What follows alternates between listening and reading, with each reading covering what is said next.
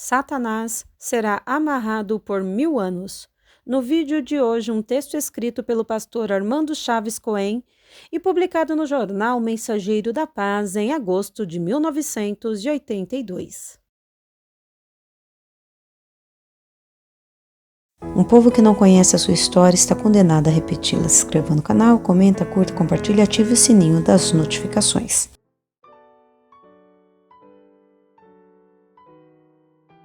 E vi descer do céu um anjo que tinha a chave do abismo e uma grande cadeia na sua mão.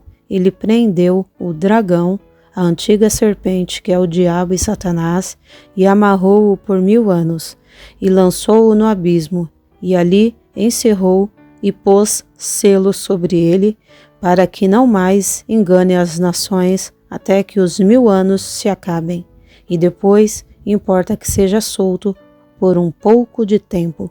Apocalipse 20, do 1 ao 6. Satanás não é somente amarrado e banido dos céus. Comparai o fato de os espíritos maus rogarem a Jesus que ele não os enviasse para o abismo, Lucas 8:31, o que, segundo Marcos 5:10, significa que ele não os enviasse fora da província. O abismo é a casa de prisão dos espíritos maus. Compare Judas 6, Apocalipse 9:12. E os encerrados ali estão expulsos da esfera da humanidade. Não confundir abismo com lago de fogo. As cadeias aqui referidas não são de ferro ou aço, mas Satanás é realmente amarrado em pessoa e preso no abismo, que é fechado e selado. Sobre este assunto, leiamos algumas ideias defendidas por teólogos eruditos. Abre aspas. Não significa que o povo se tornará tão esclarecido que Satanás, deixado livre, não possa mais enganá-lo, e sim que estará virtualmente amarrado.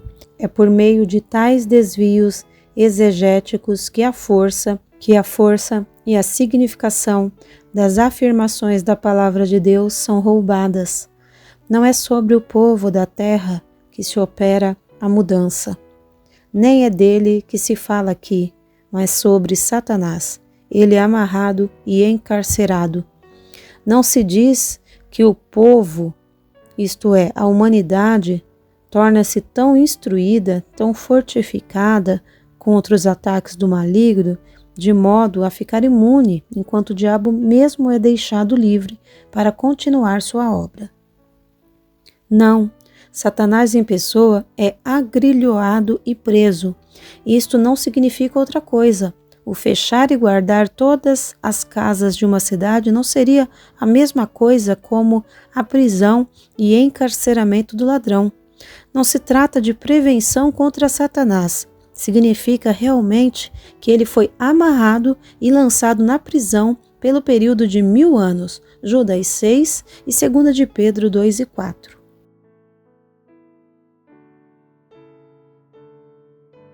Os fiéis reinarão com Cristo.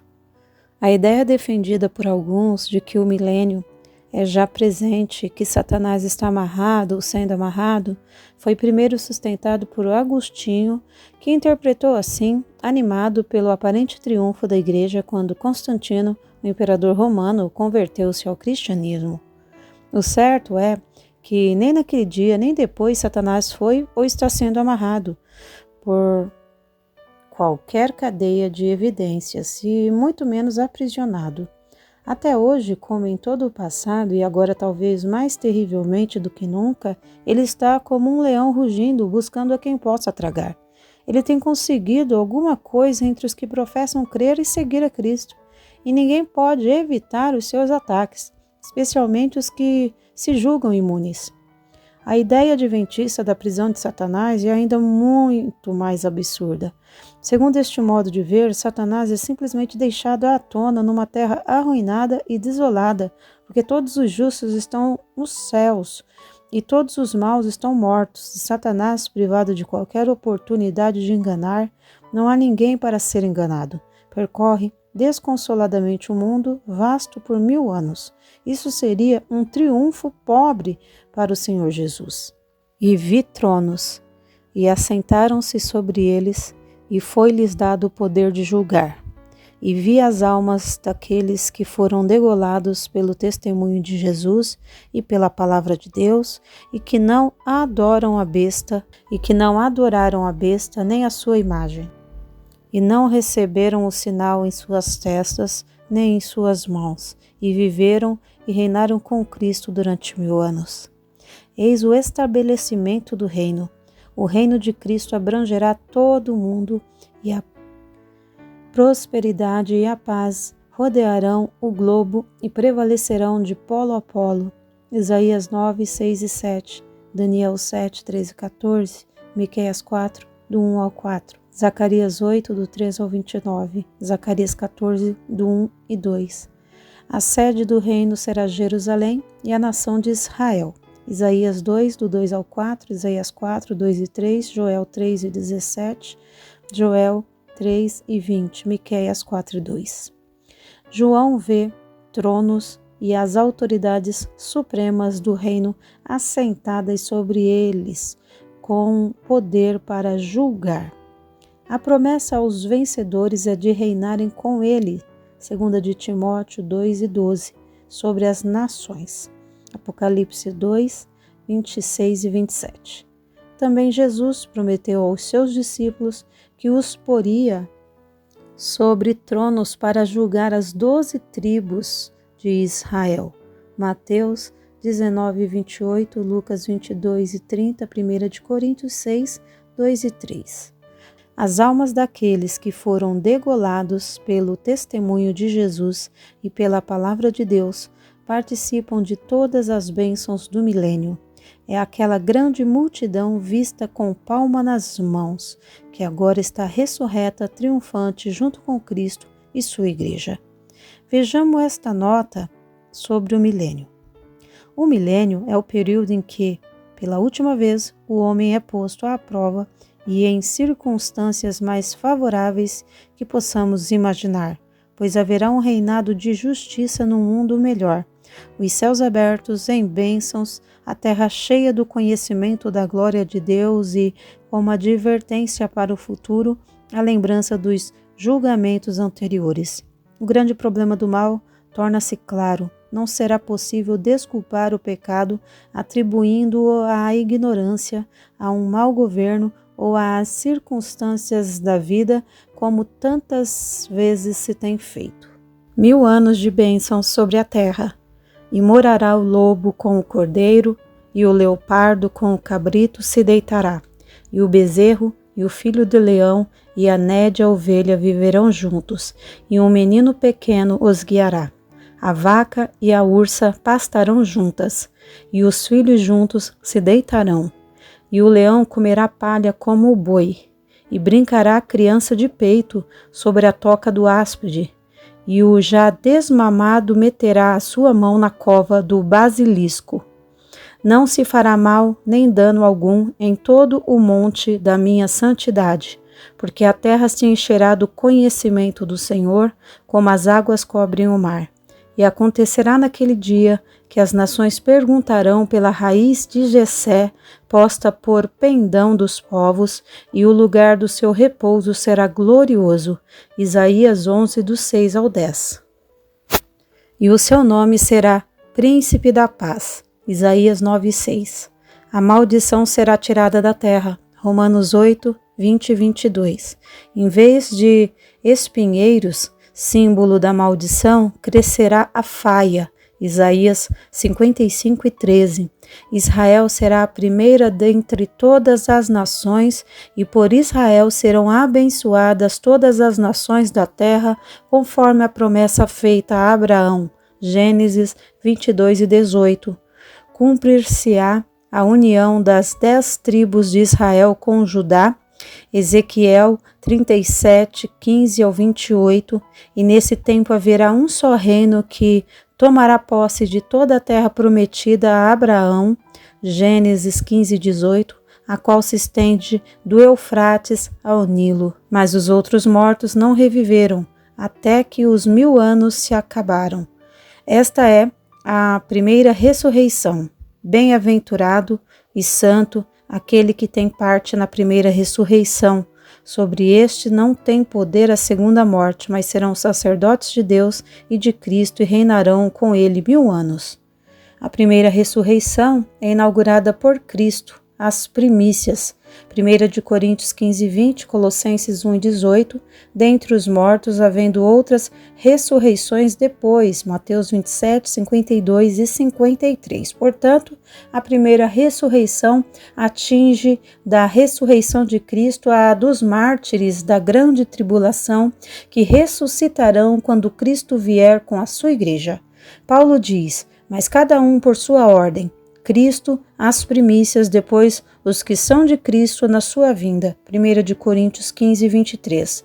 Na sua vinda, compreende as duas ressurreições, no arrebatamento da igreja, 1 de Tessalonicenses 4, do 14 ao 16, e na sua manifestação em glória, versículo 4, a expressão viveram. Mas os mortos não reviveram. Os outros mortos, os homens que desde Adão morreram nos seus delitos e pecados, não reviveram até que os 1000 anos se acabaram. Em João 5, 28 e 29, Jesus esclarece as duas ressurreições. E os que fizeram o bem sairão para a ressurreição da vida, e os que fizeram o mal para a ressurreição da condenação. O anjo, revelando a Daniel, diz, e muitos que dormem no pó da terra ressuscitarão, uns para a vida eterna e outros para a vergonha e desprezo eterno. Daniel 12:2. Aqui fica provado que entre a primeira e a segunda ressurreição haverá um espaço de 1000 anos, e somente depois da destruição total de Satanás e para a devida prestação de contas perante o trono branco é que haverá a segunda ressurreição, quando todas as demais criaturas comparecerão diante de Deus, dando cada local conta de seus mortos em cada lugar que foram sepultados. Satanás é solto e depois vencido para sempre.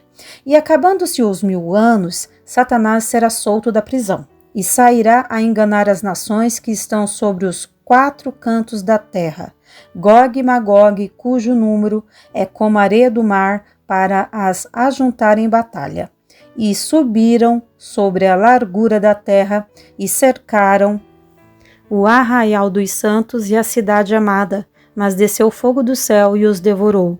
E o diabo que enganava foi lançado no lago de fogo e enxofre, onde está a besta e o falso profeta, e de dia e de noite serão atormentados para todo sempre. O milênio não é o estado final. Quando Satanás completar os 1000 anos de prisão, terá chegado o fim do milênio. Então, novamente solto, sairá a enganar as nações que estão sobre os 4 cantos da terra, designadas por Gog e Magog, multidão, para ajuntá-las em batalha.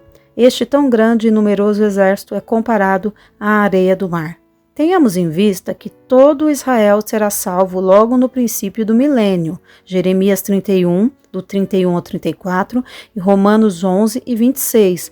Não só eles, mas todas as que durante esse período nasceram em Israel. Isaías 59, 20 e 21. O mesmo sucederá aos gentios no início do milênio.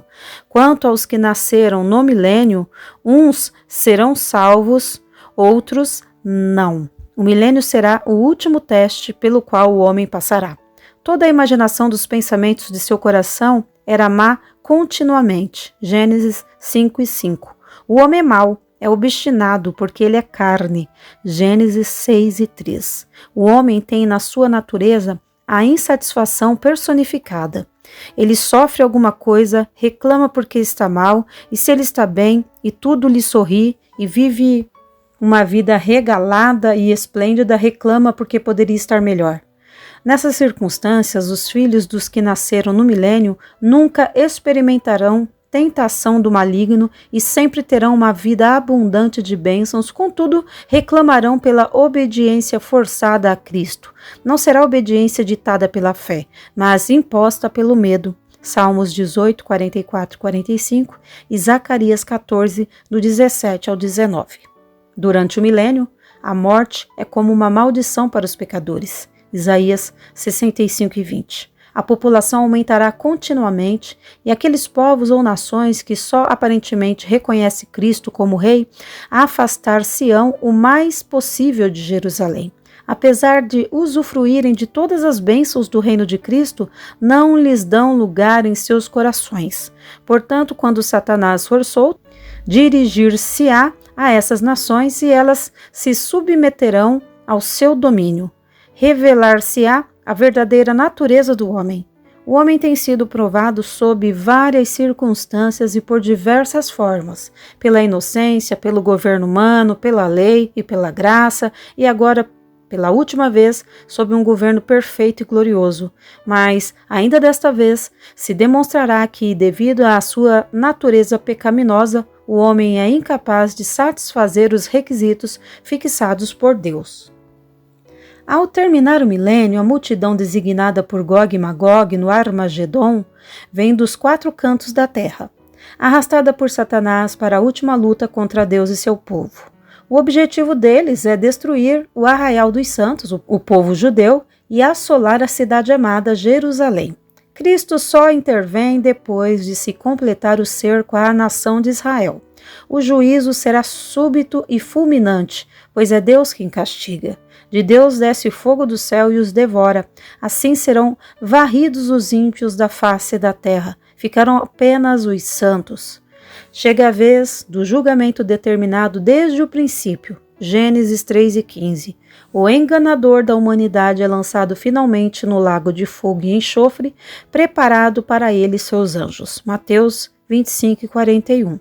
A besta e o falso profeta, anticristo, já ali estarão desde o início do milênio, entregues ao seu eterno destino. Não surpreende que no fim de 1000 anos ainda ali se encontrem.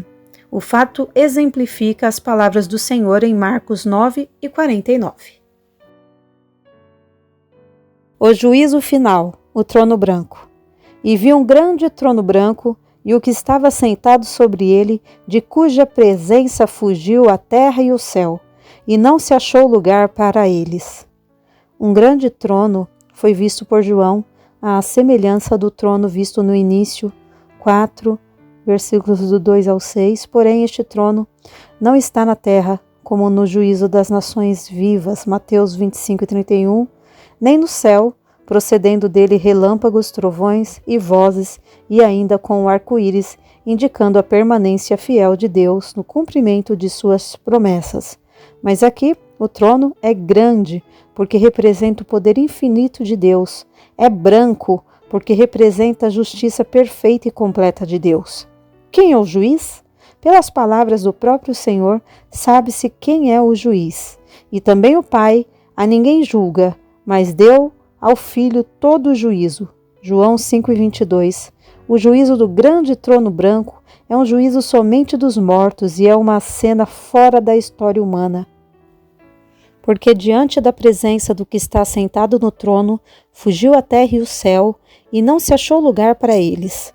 A passagem da terra e do céu dá lugar a novos céus e nova terra, preparados, não criados ou feitos, para a eternidade. Isaías 66:22 e 2 de Pedro 3:13. E vi os mortos, grandes e pequenos, que estavam diante do trono, e abriram-se os livros, e abriu-se outro livro, que é o da vida, e os mortos foram julgados pelas coisas que estavam escritas nos livros, segundo as suas obras. O grande trono branco é estabelecido antes da introdução de um mundo novo e eterno, segundo de Pedro 3, do 7 ao 10. Saímos da esfera limitada do tempo e entramos na eternidade. Aqui, cada um é julgado individualmente. Como já dissemos, os outros mortos não reviveram até que os 1000 anos se acabaram. O milênio já passou e diante do trono branco haverá a segunda ressurreição, que atingirá desde Adão até o último a morrer em seus delitos e pecados. Todos hão de comparecer perante o trono branco. Abriram-se os livros. Daniel teve essa visão, Daniel 7:10. Aqui os livros que nos fala o texto eles são simbólicos. Deus registra todas as nossas palavras. Mateus 12, 36 e 37. Nem as mais insignificantes faltas são esquecidas. Lucas 21, 2 e 3. Porque toda a natureza humana é pecaminosa. Salmo 51 e 5. E diante do trono branco todos responderão pelos frutos colhidos na sua vida terrena.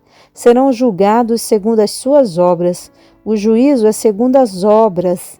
Eclesiastes 12, 14, que são o produto da fé provada, 1 Pedro 1 e 7, quer para os salvos, 2 Coríntios 5 e 10, Apocalipse 22 e 12, 1 Coríntios 3, 13 ao 15, quer para os perdidos, Romanos 2, do 5 ao 11, Jó 34 e 11, Jeremias 17 e 10, Mateus 16 e 27, 1 Coríntios 3 e 9.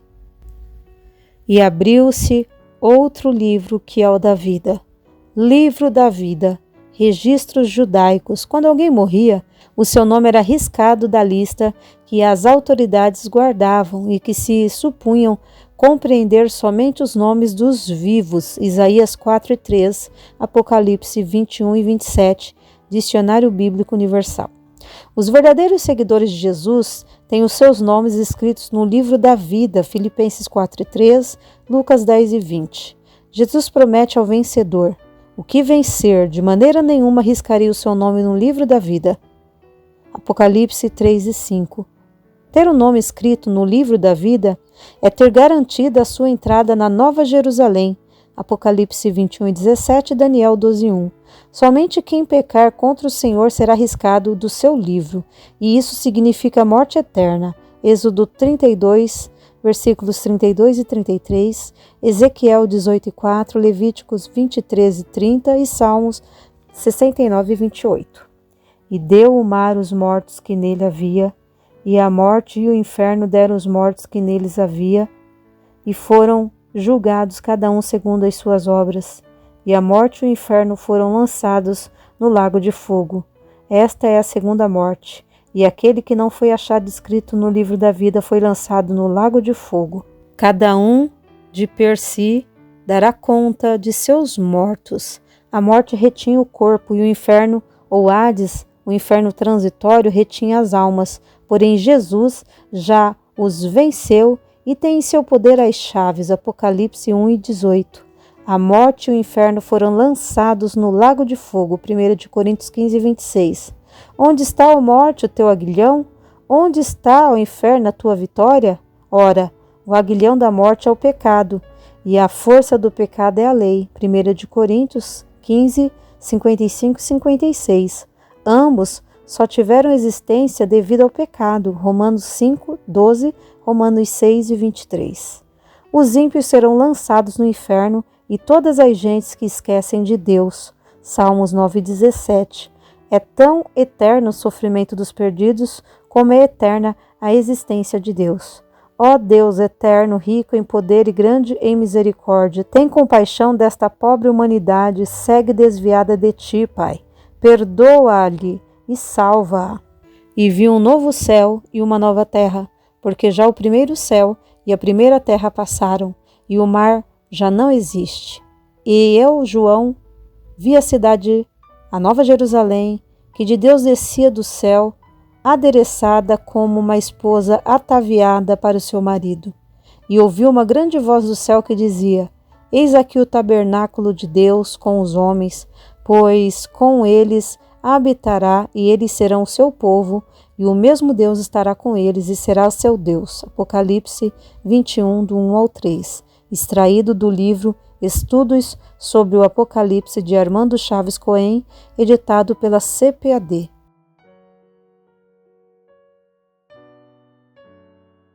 Adquira esse exemplar desse livro, ou virtual ou físico, vai fazer muito bem para você. E siga-nos também lá nas redes sociais, no Instagram e no Facebook. Deus abençoe e até o próximo vídeo. Porque nada podemos contra a verdade, senão pela verdade. Se você gostou desse vídeo, inscreva-se no canal, curta, compartilhe e ative o sininho das notificações.